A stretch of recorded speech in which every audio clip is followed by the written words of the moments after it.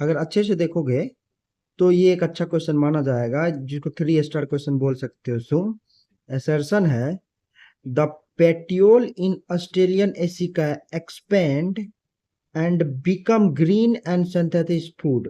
तो ये सही है। ऑस्ट्रेलियन एसिकाई हम मोर्फोलॉजी में पढ़ते हैं, ऑस्ट्रेलियन एसिकाई के पास लीफ नहीं होते हैं, तो खाना बनाने के लिए उसका पेट्योल ही मॉडिफाई एक्सपेंड होता है और मॉडिफाई हो जाता है और ग्रीन कलर का हो जाता है, और क्या फूड बनाता है, क्योंकि उसके पास लीफ ही नहीं होते, तो पेट्योल ही फोटोसिंथेसिस करने करने के लिए मॉडिफाई हो जाता है और ग्रीन हो जाता है, जिससे पेट्योल ही ऑस्ट्रेलियन एसिका में फूड बनाता है। तो ये असर्शन सही है।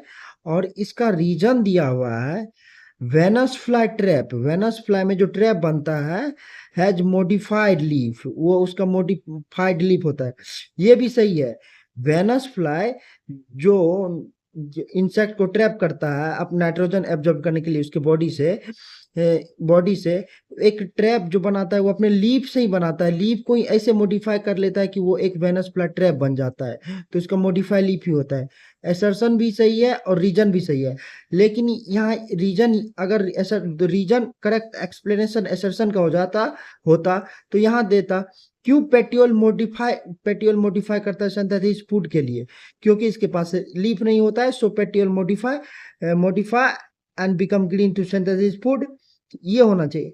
लेकिन यहाँ पे ये वेनस फ्लाई के बारे में दे दिया है, वेनस फ्लाई के बारे में दे दिया है, तो असर्शन भी सही है, रीजन भी सही है, लेकिन रीजन करेक्ट एक्सप्लेनेशन नहीं है इस असर्शन का। तो यहाँ पे ऑप्शन देखो, both assertion and reason are true and the reason is the correct explanation of assertion, ये गलत हो जाएगा। Both assertion and reason are true and reason is not correct explanation of assertion, तो ये ऑप्शन हमारा सही हो जाएगा, ये ऑप्शन सही हो जाएगा। चलो अब इससे आगे क्वेश्चन नंबर 50 देखते हैं। क्वेश्चन नंबर 50 देखते हैं। ड्यूरिंग सेल साइकिल के दौरान the interval between mitosis and initiation of DNA replication, mitosis यानी एम फेज और इनिशिएशन ऑफ डीएनए रेप्लिकेशन यानी जी फेज, इन दोनों के बीच में यानी डीएनए रेप्लिकेशन एस फेज में होता है डीएनए रेप्लिकेशन, यानी एम फेज और एस फेज के बीच में क्या आएगा, जीवन फेज आता है, और जीवन फेज मेटाबॉलिकली एक्टिव होता है। तो पी में दिया हुआ है it is metabolically active, yes जीवन फेज मेटाबॉलिकली एक्टिव होता है, ये भी सही है। इन्वॉल्व इन सेल ग्रोथ, जीवन में यस जीवन में सेल ग्रोथ होता है, सही बात है, सेल ग्रोथ जीवन फेज में ही होता है। इन्वॉल्व इन सेंट्रोइड डुप्लीकेशन, जीवन फेज में सेंट्रोइड का डुप्लीकेशन नहीं होता है।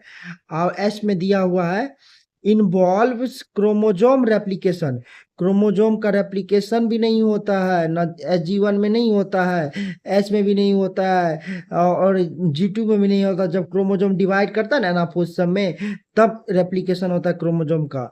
तो यहाँ पे बोल रहा है चूज द करेक्ट ऑप्शन, तो इसमें से करेक्ट ऑप्शन कौन सा है, तो पहले वाला पी ऑप्शन करेक्ट था और क्यू ऑप्शन करेक्ट था, तो हमारा ऑप्शन पहला ही चल जाएगा, पी एंड क्यू दोनों करेक्ट ऑप्शन है इसके, तो हमारा आंसर पी और क्यू चले जाएगा। चलिए देखते हैं हम क्वेश्चन नंबर 165। तो 165 में क्या कर रहा है, मैच द फॉलोइंग कॉलम, यहाँ पे कॉलम ए दिया हुआ है और कॉलम बी दिया हुआ है, यानी कॉलम फर्स्ट कॉलम सेकंड दिया हुआ है। और पहला है पिल्स क्या करता है, इंट्रा यूटेराइन डिवाइस, गलत, प्रिवेंट ओव्यूलेशन, यस पिल्स क्या करता है, ओव्यूलेशन को रोकता है, तो ए का बी 2 नंबर हो जाएगा। फिर दिया हुआ condom, condom intra uterine device नहीं होता है, ओव्यूलेशन ये तो 2 ही से मैच हो गया। Prevent sperm from reaching cervix, yes condom barrier method के कॉन्डम को बैरियर मेथड बोलते हैं, तो स्पर्म को सर्विक्स तक जाने से रोकता है कौन, कॉन्डम। वेजेक्टोमी एक परमानेंट मेथड है जिसमें वास डिफरेंस को कट किया जाता है और स्पर्म जो आता है, सीमेन जो आता है उसमें स्पर्म नहीं रहता है, तो वेजेक्टोमी में ऑप्शन नंबर 4 हो जाएगा, सीमेन कंटेन नो स्पर्म, तो वेजेक्टोमी का मैच चला जाएगा 4। और सीयूटी जो होता है इंट्रा यूटेराइन डिवाइस हो जाता है, इंट्रा यूटेराइन डिवाइस होता है जो स्पर्म मोटिलिटी को, कॉपर उसमें रहता है, स्पर्म के मोटिलिटी को डिक्रीज करता है, तो सीयूटी का ऑप्शन नंबर 1 आंसर हो जाएगा। तो इन तीनों को देखते हुए ये हमारा ऑप्शन मैच जाएगा ऑप्शन नंबर 2।